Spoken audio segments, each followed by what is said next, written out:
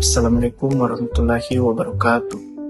Perkenalkan, nama saya Farul Afif dengan NIM 2301075020015. Kali ini saya akan menjelaskan proses terbentuknya urin. Proses terbentuknya urin terjadi di dalam ginjal dan berlangsung melalui 3 tahap utama, yaitu filtrasi, reabsorpsi, dan augmentasi. Tahap pertama yaitu filtrasi. Terjadi di bagian korteks ginjal, tepatnya di glomerulus yang terdapat dalam kapsula Bowman. Nah, pada tahap ini, darah yang datang melalui arteriole aferen disaring untuk memisahkan zat-zat yang masih berguna dan zat sisa metabolisme. Molekul-molekul kecil seperti air, garam mineral, glukosa, asam amino, dan urea akan melewati dinding kapiler glomerulus dan masuk ke kapsula Bowman, membentuk cairan yang disebut urin primer. Sementara itu, molekul besar seperti protein dan sel darah tidak dapat melewati penyaring tersebut sehingga tetap berada di dalam aliran darah. Selanjutnya masuk ke tahap kedua, yaitu adalah reabsorpsi atau penyerapan kembali yang berlangsung di tubulus contortus proximal, lengkung Henle, dan sebagian di tubulus contortus distal. Nah, pada tahap ini zat-zat yang masih dibutuhkan tubuh seperti air, glukosa, asam amino, dan ion-ion tertentu diserap kembali ke pembuluh darah di sekitar nefron. Proses ini bertujuan untuk menjaga keseimbangan cairan dan elektrolit tubuh agar tidak terjadi kehilangan zat-zat penting secara berlebihan. Hasil dari tahap ini disebut urin sekunder, yang memiliki kadar air lebih sedikit dan konsentrasi urea yang lebih tinggi dibandingkan urin primer. Selanjutnya tahap ketiga adalah augmentasi atau sekresi yang terjadi di tubulus contortus distal dan saluran pengumpul atau ductus collectivus. Pada tahap ini, beberapa zat sisa metabolisme seperti ion hidrogen, ion kalium, amonia, kreatinin, obat-obatan, dan racun tertentu dikeluarkan dari darah ke dalam tubulus ginjal. Proses ini menghasilkan urin sesungguhnya yang mengandung air, garam, urea, asam urat, serta zat-zat sisa lain yang tidak diperlukan tubuh. Setelah terbentuk, urin akan dialirkan melalui saluran-saluran berikut, yaitu tubulus collectivus menuju calyx renalis, kemudian ke pelvis renalis atau rongga ginjal, dilanjutkan ke ureter dan disimpan sementara di kandung kemih atau vesika urinaria. Ketika kandung kemih telah penuh, urin akan dikeluarkan dari tubuh melalui uretra pada proses buang air kecil atau mixing. Dengan demikian, pembentukan urin tidak hanya berfungsi untuk membuang zat sisa metabolisme, tetapi juga berperan penting dalam menjaga keseimbangan cairan, elektrolit, dan tekanan darah agar tetap stabil di dalam tubuh manusia.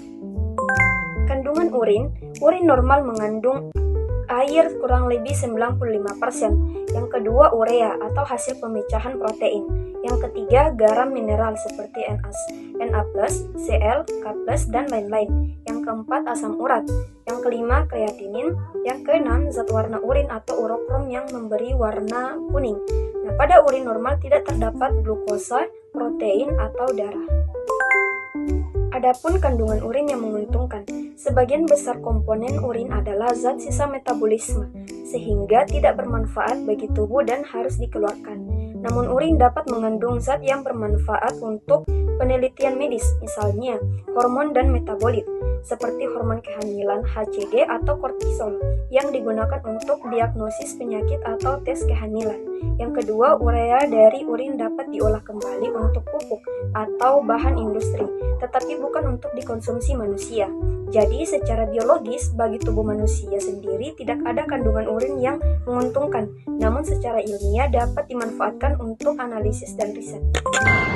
Baik, kali ini saya akan membahas tentang pH urin, di mana pH urin adalah tingkat keasaman maupun kebasahan suatu urin. pH urin yang rata-ratanya itu 6,0 artinya itu netral, dan jika di bawah 4,0 artinya asam, sedangkan yang di atas 8,0 artinya basa.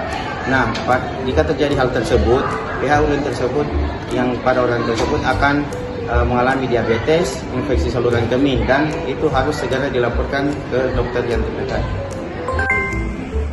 Kemudian selanjutnya ada warna urin. Nah, warna urin normal berkisar dari kuning muda hingga kuning tua. yang dipengaruhi oleh tingkat hidrasi dan konsentrasi pigmen urobilin dalam tubuh. Semakin banyak air yang diminum, maka warna urin cenderung lebih encer dan berwarna lebih terang. Adapun jenis-jenis warna urin yang pertama, jernih. Warna jernih pada urin menunjukkan tubuh mendapatkan cairan yang cukup atau bahkan berlebih. Yang kedua ada kuning muda. Warna kuning muda menandakan kondisi tubuh terhidrasi dengan baik dan fungsi ginjal berjalan normal. Yang ketiga ada kuning pekat. Warna kuning pekat pada urin mengindikasikan tubuh mulai kekurangan cairan atau dehidrasi, sehingga urin menjadi lebih pekat. Kemudian yang keempat ada keruh. Nah, warna keruh bisa disebabkan oleh adanya kristal protein leukosit atau bakteri. Hal ini sering berkaitan dengan infeksi saluran kemih atau masalah pada ginjal. Kemudian yang kelima, kemerahan. Nah, warna kemerahan dapat terjadi akibat konsumsi makanan seperti bit atau buah naga. Namun, juga dapat menjadi tanda adanya darah dalam urin atau hematuria yang berhubungan dengan infeksi. Selanjutnya ada beberapa contoh kasus atau penyakit yang dapat dideteksi melalui urin. Yang pertama itu ada diabetes mellitus. Jadi pada gangguan penyakit ini urin mengandung glukosa atau gula akibat kadar gula darah yang tinggi yang tidak disaring seluruhnya oleh ginjal. Kemudian ada infeksi saluran kemih atau ISK. Jadi urin itu berwarna keruh, berbau menyengat, dan dapat mengandung nanah atau bakteri. Kemudian yang terakhir itu ada batu ginjal. Jadi urin bisa mengandung kristal garam atau darah karena adanya gesekan batu pada saluran kemih.